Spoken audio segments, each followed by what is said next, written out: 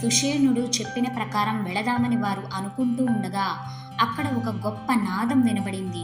ఎక్కడిది ఈ ధ్వని అని అందరూ ఆ సముద్రం వైపున చూడగా బ్రహ్మాండమైన కాంతితో రెక్కలు అల్లారుస్తూ ఒక మహాస్వరూపం వస్తోంది.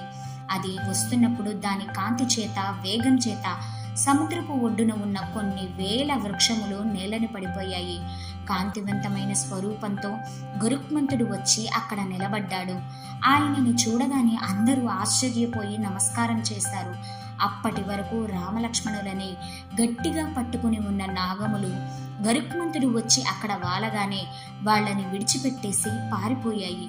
నాగములు విడిచిపెట్టగానే రామలక్ష్మణులు స్వస్థత పొంది పైకి లేచారు. అప్పుడు గరుత్మంతుడు వాళ్ళిద్దరినీ దగ్గరికి తీసుకుని గట్టిగా ఆలింగనం చేసుకుని వాళ్ళిద్దరి ముఖాలని తన చేతులతో తడిమాడు.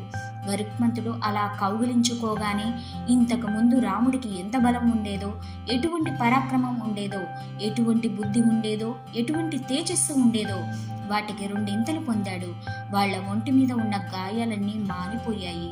ఇప్పుడు గరుత్మంతుడు, నాయన రామ, ఇక మీద నువ్వు చాలా జాగ్రత్తగా ఉండు. కద్రువ యొక్క సంతానమైన భయంకరమైన కోరలున్న పాములని తన మాయ చేత ఇంద్రజిత్ బాణములుగా మార్చుకున్నాడు.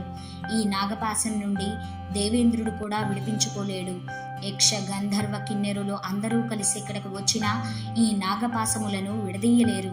ఇది కేవలం నన్ను చూసి మాత్రమే విడిపడుతుంది అన్నాడు. అప్పుడు రాముడు, మీరు ఎవరు అని అడిగాడు. గరుత్మంతుడు అన్నాడు, నేను గరుత్మంతుడిని. నేను ఎందుకు వచ్చాను అని ఇప్పుడు అడక్కు. నీకు నాకు ఒక గొప్ప స్నేహం ఉంది. నీకు నాకు ఉన్న అనుబంధం ఏమిటో యుద్ధం అయ్యాక చెప్తాను.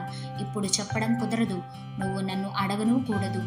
కొద్ది కాలంలోనే ఈ లంకలో వృద్ధులు, బాలురు తప్ప ఓపికున్న రాక్షసుడు ఎవడూ ఉండకుండా నువ్వు కొట్టేసి సీతమ్మని పొందుతావు.